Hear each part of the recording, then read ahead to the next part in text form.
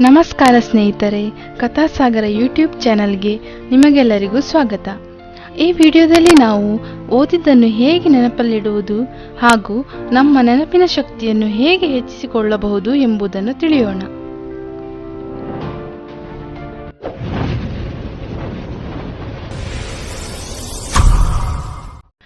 ಏನಾದರೂ ನೀವು ಒಂದು ಸಾರಿ ಓದಿರೋದು ಅದು ಶಾಶ್ವತವಾಗಿ ನಿಮ್ಮ ಲಾಂಗ್ ಟರ್ಮ್ ಮೆಮೊರಿಗೆ ಹೋದ್ರೆ, ಆದರೆ ಇದು ಸಾಧ್ಯನಾ?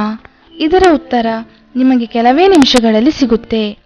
ಯಾವಾಗಲಾದರೂ ನೀವು ಹೊಸ ಮೊಬೈಲ್ ಫೋನ್ ಖರೀದಿಸುತ್ತೀರೋ ಹಾಗೆ ಎಲ್ಲದಕ್ಕಿಂತ ಮೊದಲು ನೀವು ಅದರ ರ್ಯಾಮ್ ಮತ್ತೆ ಸ್ಟೋರೇಜ್ ಅನ್ನು ಚೆಕ್ ಮಾಡ್ತೀರಾ. ನಿಮ್ಮ ಮೊಬೈಲಲ್ಲಿ 16 GB ಸ್ಟೋರೇಜ್ ಇದೆಯಾ ಅಥವಾ 64 GB ಅಥವಾ 128 GB ಸ್ಪೇಸ್ ಅಂತ. ಆದರೆ ನಿಮಗಿದು ಗೊತ್ತಾ, ಒಬ್ಬ ಸಾಮಾನ್ಯ ಮನುಷ್ಯರ ಮೆದುಳಲ್ಲಿ ಎಷ್ಟು GB ಸ್ಪೇಸ್ ಇರುತ್ತೆ ಅಂತ? 2010ರಲ್ಲಿ ಅಮೆರಿಕದ ಸೈಂಟಿಸ್ಟ್ ಒಂದು ಆರ್ಟಿಕಲ್ ಅನ್ನು ಬಿಡುಗಡೆ ಮಾಡ್ತಾರೆ. ಅದರಲ್ಲಿ ಅವರು ಹೇಳಿದ್ರು, ನಮ್ಮ ಮೆದುಳಲ್ಲಿ 2.5 GB ಮಿಲಿಯನ್ ಸ್ಪೇಸ್ ಇರುತ್ತೆ. ಏನಾದರೂ ಒಬ್ಬ ಸಾಮಾನ್ಯ ವ್ಯಕ್ತಿ ಮನಸ್ಸು ಮಾಡಿದ್ರೆ 4.7 ಮಿಲಿಯನ್ ಪುಸ್ತಕವನ್ನು ಸ್ಟೋರ್ ಮಾಡಬಹುದು. ಇದಾಗುತ್ತೆ ಒಬ್ಬ ಹ್ಯೂಮನ್ ಬ್ರೈನ್ನ ಪವರ್. ಕೆಲವು ಜನರು ಈ ರೀತಿ ಹೇಳ್ತಾರಲ್ಲ, ಅರೆ ನನ್ನ ನೆನಪಿನ ಶಕ್ತಿಯಂತೂ ಚಿಕ್ಕ ವಯಸ್ಸಿನಿಂದಲೇ ತುಂಬಾ ವೀಕ್ ಇದೆ. ನಿಮ್ಮ ಈ ರೀತಿ ಥಿಂಕಿಂಗ್ ಅಂದರೆ ಯೋಚನೆ ತಪ್ಪು. ಯಾಕೆಂದರೆ ನಿಮ್ಮ ಮೆಮೊರಿ ಒಂದು ಮೆದುಳಿನ ಫಿಸಿಕಲ್ ಪಾರ್ಟ್ ಅಲ್ಲಿ, ಅದು ನಿಮ್ಮ ಮೆಂಟಲ್ ಫಂಕ್ಷನ್ ಅಥವಾ ಸ್ಕಿಲ್. ಅದನ್ನು ನೀವು ಓದಿ ಇಂಪ್ರೂವ್ ಮಾಡಬಹುದು. ಅಂದರೆ ಮೆಮೊರಿ ಒಂದು ಸ್ಕಿಲ್. ಅದನ್ನು ನೀವು ಹೆಚ್ಚಿಸಬಹುದು ಅಥವಾ ಇಳಿಸಬಹುದು. ನಿಮ್ಮ ನೆನಪಿನ ಶಕ್ತಿ ಇದಕ್ಕೆ ಕಡಿಮೆ ಇದೆ, ಯಾಕೆಂದರೆ ನೀವು ನಿಮ್ಮ ಮೈಂಡ್ ಅನ್ನು ಯಾವತ್ತೂ ಟ್ರೈನ್ ಮಾಡೇ ಇಲ್ಲ.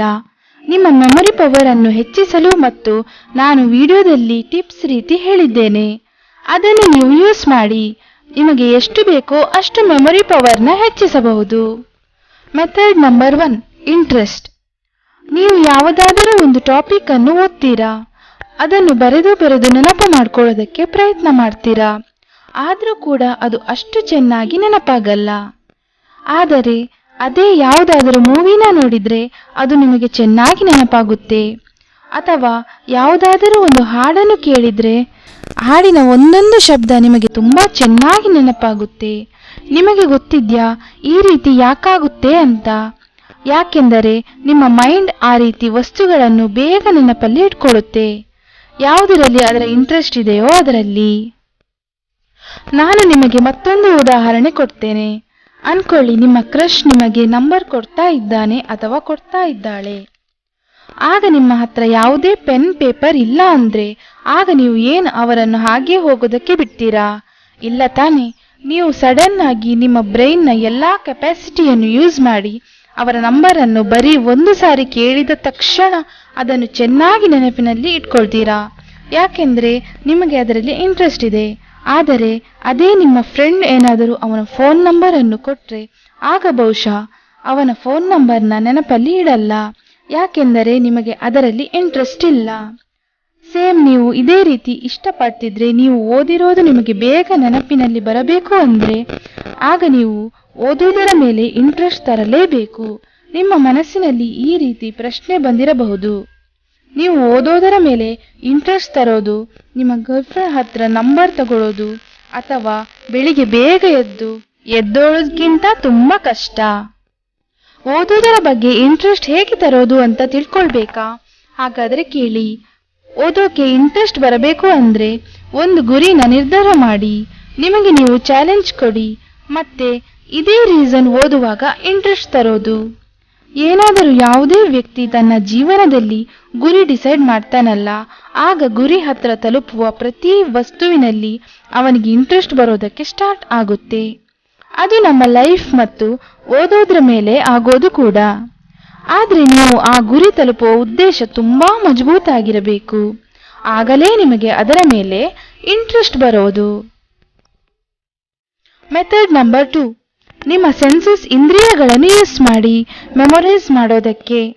ಯಾವುದೇ ಕಂಟೆಂಟ್ ಅನ್ನು ನಾವು ನಮ್ಮ 5 ಸೆನ್ಸಸ್ ಇಂದ್ರಿಯಗಳ ಸಹಾಯದಿಂದ ನೆನಪಲ್ಲಿ ಇಟ್ಕೊಳ್ತೀವಿ. ಹೀಗಾಗಿ 5 ಸೆನ್ಸಸ್ ಇಂದ್ರಿಯಗಳು ಯಾವುದು? First, visual sense. ಯಾವುದೇ ವಸ್ತುವನ್ನು ನೋಡಿದರೆ ಅದನ್ನು ವಿಜುವಲ್ ಅಂತ ಕರೀತಾರೆ. ಎಕ್ಸಾಂಪಲ್, ರೋಡಲ್ಲಿ ಒಂದು ಯಾವುದಾದರೂ ಲಕ್ಸುರಿ ಕಾರನ್ನು ನೋಡಿ ಮತ್ತು ಅದನ್ನು ನೀವು ನೆನಪಲ್ಲಿ ಇಟ್ಕೊಂಡ್ರೆ ಆಗ ನೀವು ವಿಜುವಲ್ ಲರ್ನಿಂಗ್ನ ಬೆಳೆಸಿದ್ದೀರಾ. Second, auditory sense. ಯಾವುದಾದರೂ ಒಂದು ಶಬ್ದವನ್ನು ನೆನಪಲ್ಲಿಡಿ. ಅದಕ್ಕೆ ಯಾವುದಾದರೂ ಒಬ್ಬ ಸಿಂಗರ್ನ ವಾಯ್ಸ್ ಖಂಡಿತ ನೆನಪಿರುತ್ತೆ. Third, olfactory sense. ಸ್ಮೆಲ್ ಅನ್ನು ನಿಮ್ಮ ಮೂಗಿನ ಮುಖಾಂತರ ನೆನಪಿನಲ್ಲಿ ಇಡೋದು. Fourth, taste. ನಿಮಗೆ ನಿಮ್ಮ ಫೇವರಿಟ್ ಫುಡ್ನ ಟೇಸ್ಟ್ ಅಂತೂ ಖಂಡಿತ ನೆನಪಲ್ಲಿ ಇರುತ್ತೆ. Fifth, memorise through feelings. ಯಾವುದಾದರೂ ಬಿಸಿ ವಸ್ತುವನ್ನು ಮುಟ್ಟೋದು ಹೇಗಿರುತ್ತೆ ಅಂತ ನಿಮಗೆಲ್ಲರಿಗೂ ಗೊತ್ತಿದೆ. ಆವಾಗ ನೀವು ಯಾವುದಾದರೂ ವಸ್ತುವನ್ನು ನೋಡ್ತೀರೋ, ಕೇಳ್ತೀರೋ, ಸ್ಮೆಲ್ ಅಥವಾ ಫೀಲ್ ಮಾಡ್ತೀರೋ, ಆಗ ಅದು ಆಸ್ ಎ ಮೆಮೊರಿ ನಿಮ್ಮ ಬ್ರೈನಲ್ಲಿ ಹೋಗಿ ಸ್ಟೋರ್ ಆಗುತ್ತೆ. ಸೈಂಟಿಸ್ಟ್ ಅಂದರೆ ವಿಜ್ಞಾನಿಗಳು ಹೇಳ್ತಾರೆ, ನಮ್ಮ ಬ್ರೈನ್ ಕಂಪ್ಯೂಟರ್ಗಿಂತ ತುಂಬಾ ಹೆಚ್ಚು ಶಾರ್ಪ್ ಇದೆ. ಏನಾದರೂ ನಮ್ಮ ಬ್ರೈನ್ ಇಷ್ಟೊಂದು ಶಾರ್ಪ್ ಇದ್ರೂ ಕೊನೆಗೆ ನಾವು ಹೇಗೆ ಎಲ್ಲವನ್ನೂ ಮರಿತೀವಿ. ಇದು ಯಾಕೆ ಹೀಗೆ ಆಗುತ್ತೆ ಅಂದ್ರೆ ನಮಗೆ ವಸ್ತುಗಳನ್ನು ಸರಿಯಾಗಿ ನೆನಪಿಟ್ಟುಕೊಳ್ಳುವ ಸರಿಯಾದ ಟೆಕ್ನಿಕ್ ಗೊತ್ತಿಲ್ಲ. ಅನ್ಕೊಳ್ಳಿ, ನಿಮಗೆ ಈ ಲೈನ್ ನೆನಪಲ್ಲಿ ಇಟ್ಕೊಳ್ಬೇಕು, the dog jump over the fence. ಆಗ ನೀವು ಆಕ್ಚುಲಿ ಈ ಲೈನ್ನ ನೆನಪು ಮಾಡ್ಕೊಳ್ಳಲ್ಲ. ನೀವು ಈ ಲೈನ್ನ ಪದೇ ಪದೇ ಹೇಳಿ ಹೇಳಿ ಓದ್ತೀರಾ, the dog jump over the fence, the dog jump over the fence. ಇದರಿಂದ ನಿಮ್ಮ ಸೌಂಡ್ ಏನಿದೆ, ನೀವು ಹೇಳಿ ಹೇಳಿ ಓದ್ತಿರೋದನ್ನ ನಿಮ್ಮ ಮೈಂಡ್ ಆ ಆಡಿಯೋನ ಸ್ಟೋರ್ ಮಾಡ್ಕೊಳ್ಳುತ್ತೆ. ಇದಂತೂ ಬರೀ ಒಂದು ಲೈನಲ್ಲಿ ಇದೆ. ದೊಡ್ಡ ದೊಡ್ಡ ಕ್ವಶನ್ ಆನ್ಸರ್ ಅಲ್ಲೂ ನಾವು ಹೀಗೆ ಮಾಡ್ತೀವಿ. ನಾವು ಹೇಳಿ ಹೇಳಿನೇ ಅದರ ಆಡಿಯೋ ಮುಖಾಂತರ ನಾವು ಅದನ್ನು ನೆನಪಲ್ಲಿ ಇಟ್ಕೊಳ್ತೀವಿ.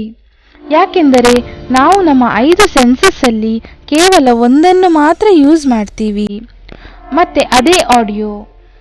ನಿಮಗೆ 5 ಸೆನ್ಸಸ್ ಸಿಕ್ಕಿದೆ.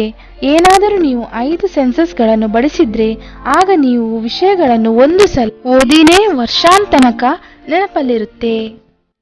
The dog jump over the fence. ಏನಾದರೂ ಈ ಲೈನ್ ನೆನಪಿನಲ್ಲಿ ಇಟ್ಕೊಳ್ಬೇಕಂದ್ರೆ ಆಗ ನೀವು ಇಮ್ಯಾಜಿನೇಷನ್ ಅನ್ನು ಉಪಯೋಗಿಸಿ. ನೀವು ಆ ವಸ್ತುವನ್ನು ಫೀಲ್ ಮಾಡಿ ಮತ್ತೆ ಎಷ್ಟಾಗುತ್ತೋ ಅಷ್ಟು ಅದನ್ನು ಯುನಿಕ್ ಮಾಡಿ. ಏಕೆಂದರೆ ಯುನಿಕ್ ವಸ್ತುಗಳು ನಮ್ಮ ಬ್ರೈನ್ಗೆ ಇಷ್ಟ. ಈ ಲೈನಲ್ಲಿ the dog jump over the fence ನಿಮ್ಮ ಮನಸ್ಸಿನಲ್ಲಿ ಒಂದು ಮೂವಿಯ ಸೀನ್ನ ಇಮ್ಯಾಜಿನ್ ಮಾಡಿ. ಅದರಲ್ಲಿ ಒಂದು ನಾಯಿ ಯುನಿಕ್ ಡಿಫರೆಂಟ್ ಇದೆ, ಅಂದರೆ ಅದು ಮಲ್ಟಿಪಲ್ ಕಲರ್ಡ್ ಇದೆ ಮತ್ತು ಅದರ ಬಾಯಲ್ಲಿ ತಂಬಾಕು. ಅದು ಫೆನ್ಸ್ನ ಮೇಲಿಂದ ಜಂಪ್ ಮಾಡ್ತು. ಏನಾದರೂ ನೀವು ಇದೇ ರೀತಿ ಯುನಿಕ್ ಡಿಫರೆಂಟ್ ಆಗಿ ವಸ್ತುಗಳನ್ನು ಇಮ್ಯಾಜಿನ್ ಮಾಡಿದ್ರೆ ಆಗ ನಿಮಗೆ ಎಲ್ಲ ತುಂಬಾ ವರ್ಷದ ತನಕ ನೆನಪಿನಲ್ಲಿ ಇರುತ್ತೆ.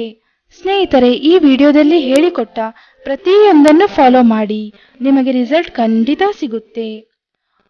ಈ ವಿಡಿಯೋ ನಿಮಗೆ ಇಷ್ಟವಾದಲ್ಲಿ ದಯವಿಟ್ಟು ಲೈಕ್ ಮಾಡಿ, ಸಬ್ಸ್ಕ್ರೈಬ್ ಮಾಡಿ, ಕಮೆಂಟ್ ಹಾಗೂ ಶೇರ್ ಮಾಡಿ.